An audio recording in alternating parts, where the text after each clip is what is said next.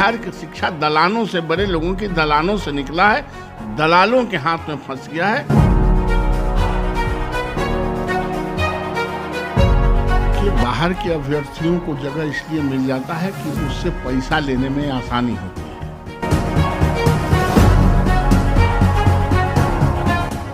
आप बहाल नहीं करेंगे ऐसे बच्चों को और रोज भाषण दीजिएगा कि हम 10 लाख, 20 लाख, 50 लाख।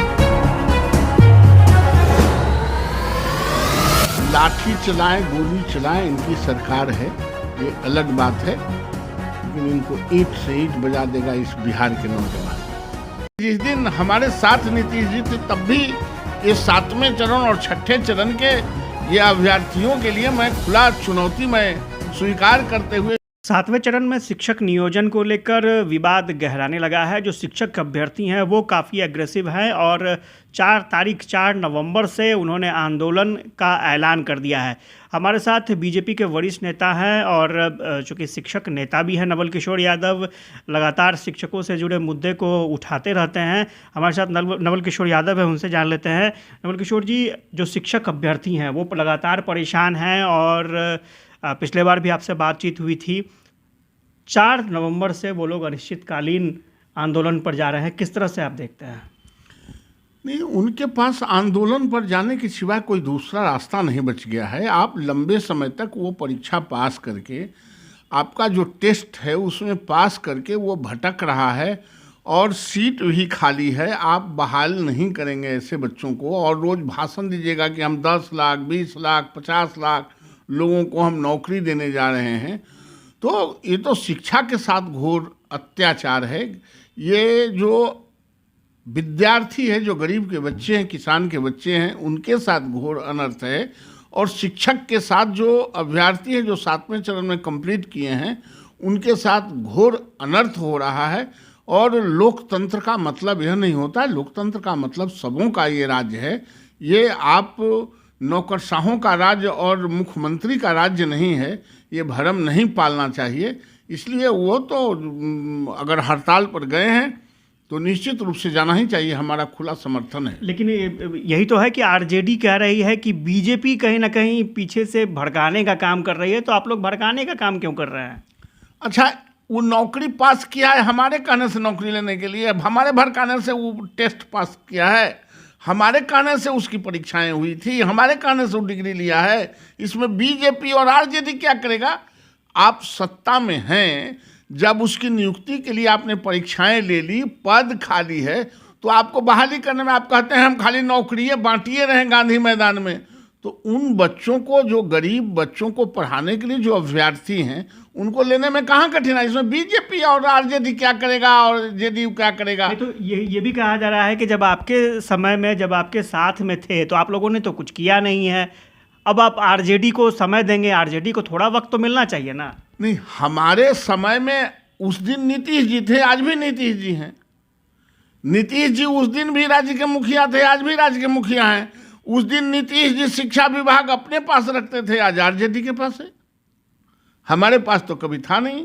और आशुतोष जी, आप जानते हैं कि जिस दिन हमारे साथ नीतीश जी थे तब भी ये 7वें चरण और 6ठे चरण के ये अभ्यर्थियों के लिए मैं खुला चुनौती में स्वीकार करते हुए इनको संघर्ष के लिए मैंने प्रेरित किया है। और ये आज कुछ कह के भाग जाना चाहते हैं, ये भागने नहीं दिया जाएगा। इनके संघर्ष को आगे बढ़ाते हुए और इनकी नियुक्ति करनी ही होगी। लेकिन ये एक चीज़ कहा जा रहा है आरजेडी की तरफ से, जब हमने बात की, एक तो शिक्षा मंत्री का लिमिटेड स्टेटमेंट आ रहा है, ज़्यादा कुछ बोल नहीं पा रहे हैं। तेजस्वी यादव सबका एप्लीकेशन ले रहे हैं, ज़्यादा कुछ जवाब नहीं दे पा रहे हैं। उनके एक स्पोक्स पर्सन थे, उनसे जब हमारी बातचीत हुई तो उनका कहना था कि थोड़ा इंतज़ार कर ले, इतना ज़्यादा लोच शिक्षक नियोजन में आ चुका है कि परेशानी बढ़ गई है और सारी गड़बड़ियों को दूर करने के लिए कोशिश की जा रही है, इस कारण से विलम्ब हो रहा है। गड़बड़ी है नीतीश जी का, तो क्या गड़बड़ी है? नीतीश जी ने गड़बड़ी किए होंगे। और तेजस्वी यादव शिक्षक का एप्लीकेशन क्या देखेंगे? विद्यार्थी रहे हैं कि शिक्षक का एप्लीकेशन देखेंगे? जिनको शिक्षा और कह रहे हैं मंत्री बहुत लिमिटेड बोलते हैं, इस राज्य में मंत्रियों का कुछ नहीं चलता है।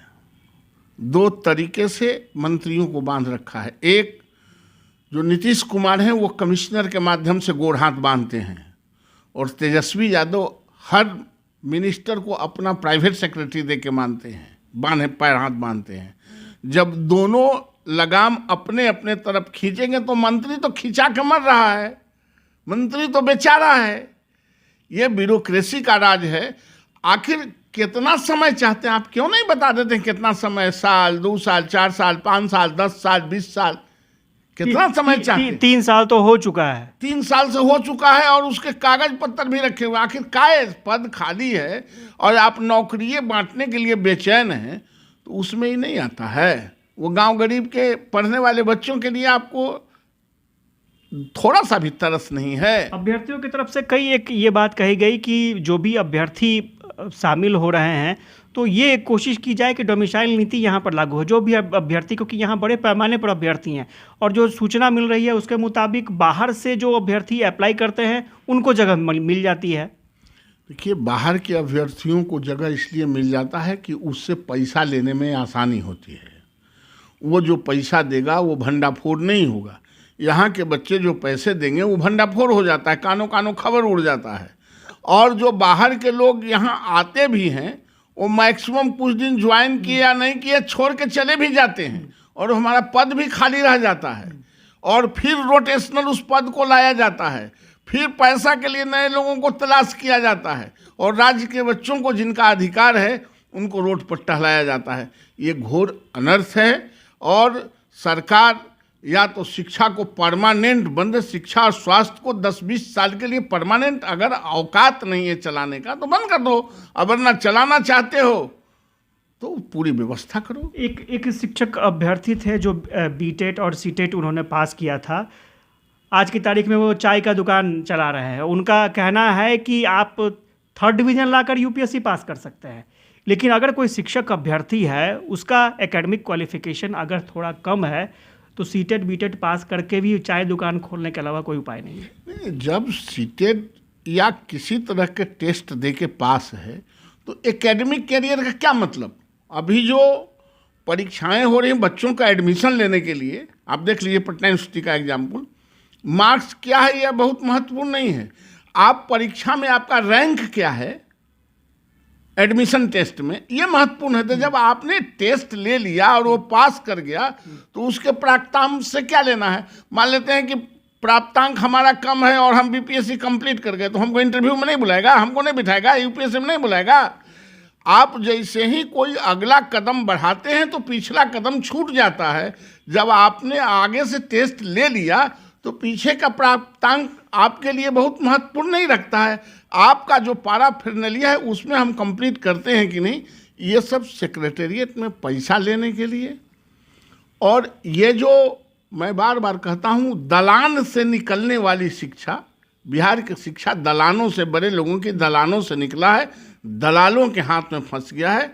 इन दलान की शिक्षा को दलालों से जब तक मुक्त नहीं कराया जाएगा तब तक किसी को चैन से रहने नहीं देगा। तो ये क्या माना जाए, 4 नवंबर को ये लोग अनिश्चितकालीन आंदोलन पर जा रहे हैं, आरजेडी मना कर रही है।